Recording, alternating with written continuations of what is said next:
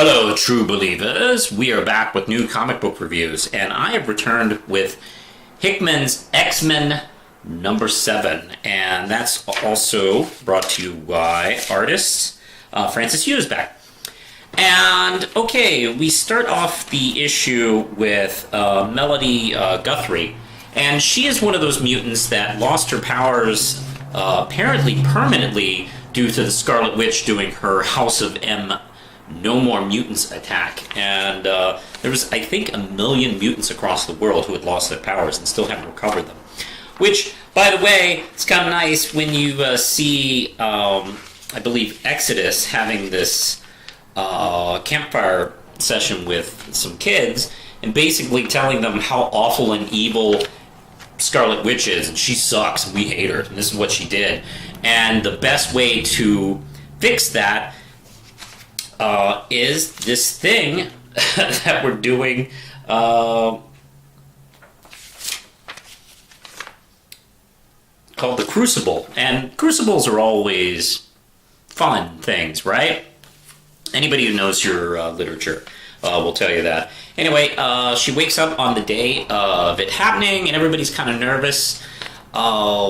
Cyclops and Wolverine are having a conversation on the moon, which is where Cyclops is living. And these guys are really comfortable with each other right now. And that's one of the things I like. This is kind of suggesting their current relationship with Jean Grey, which I don't know if I've told you this in previous reviews, but apparently Hickman has solved the problem of the love triangle between Scott Logan and Jean. It's like, why don't we just all be together? Like,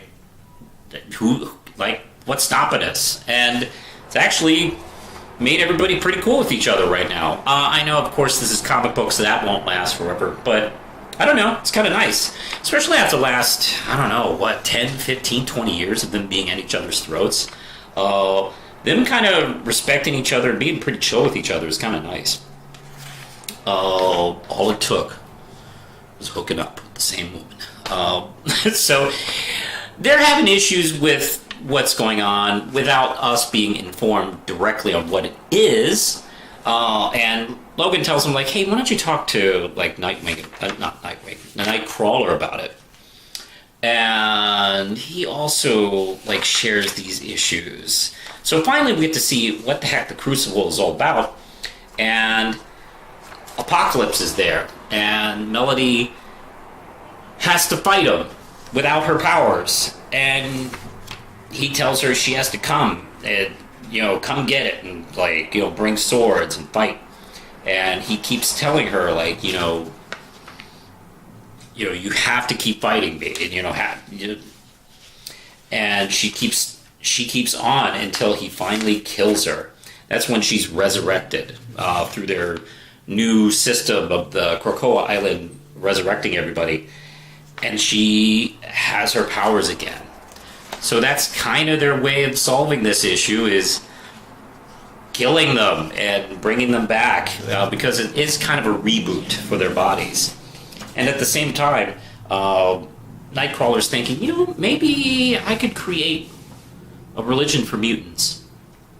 And you know what? He ain't wrong for thinking about this, because this is literally being born again as a mutant. And it's beautiful and scary all at the same time. And this is what Hickman's been doing with each and every issue of this series so far, is I'm kind of in quiet awe about this. I'm kind of a little bit stunned as to where the X-Men, Professor X and company are all going. And everything they do just feels murky and like, is this right? I guess technically not wrong, but boy, it sure doesn't feel great. So yeah, this is definitely one of those issues as well. Holy crap, this is great. 5 out of 5 Ram chips, definitely recommend it. And you can let me know in the comments below if you've read this book and have any feelings about it. Also, hey, if you're recommending anything, let me know. Maybe I'll check it out. So, hey, I'm on social media. You can catch me on Twitter, Facebook, Instagram. You can support this channel and Manos Publishing at Patreon for just $1 a month. And also, speaking of my comic books, You can also you can also find my books at manospublishing.com. All right, gotta go. Push the button, Lindsay.